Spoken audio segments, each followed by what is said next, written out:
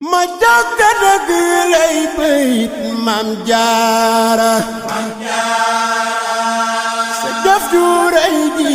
ku ko xam sag auzu billahi mina sheytaani rajim bismillahi rahmaani rahim yéen mbokk jullit yi mbokk talib yi boo leen déggee suñu kaddu ngeen xam ni am na xew-xew bu am solo bu mag a mag xew-xew bu tawféex ci ndiggalu Serigne Mountakha Bachir Mbacké xalifa général di Mouride Serigne Modou Amdi Mbende Fall xalifa général Kuli Baye Fall Serigne Modou Ami Seydia xalifa général Serigne Momar Dia ca Daaru Njaar Serigne Khadim Ndiaye ca Touba Kaya Serigne Moustapha Mbacké ca Touba Kaya Daara Sahadatul Daarayni Touba Kaya ñu leen di yëgal seen bis bu mag bi nga xam ni ren nekk ci juróomeelu édition bi ñu amal di ngontum soxna Jaara Bousso bis boobu nekk di bis bu mag ñu koy amal fii ci Kayar rawatina ci quai de pêche bu Kayar mi ngi am le 25 janvier 2023 maanaam ñaar fukki fan ak juróom ci weeru janvier ci quai de pêche bu Kayar bis boobu nekk nañ ko baaxoon di amee rek lañ koy amali di ñaan tawfeex mu gën a kawe lool waaye gën a neex lool ndax ki nga xam ni moo di Serigne Khadim Gueye moo war a amal jàng yi nawaytu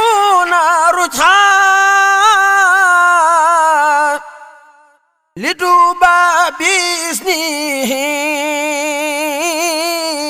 ak yeneen jàngkat yu mag yu war a teew ci bis boobu ñu ngi ci woo kilifa diine yi ci commune bi ak commune Diender ba ci région de Thiès di ci woo monsieur le maire ak mbooleem njaboot gi di ci woo kilifa yi nga xam ni ñu ngi fii ci commune Kayar bis baa ngi noonu di ci woo bépp daayira boo xamante ni yaa ngi fii ci Kayar ak li ko wër Daara Sahadatul Daarayni di leen woo ci bis bu màgg boobu di ngontul soxna Jaara Bousso borom Poroxaan kon bis baa ngi noonu le 25 janvier 2023 képp ku naan ashhadu an laa ilaaha illallaah wa ashhadu anna muhammadan rasulullah ñu ngi lay xaar ci bis boobu julee tàkkusaan ba pare rek daal di jublu ci liggéey bi jërë ngeen jëf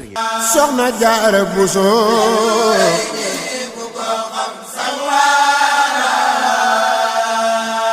yaa jara way yaa jara kañ tey bàkk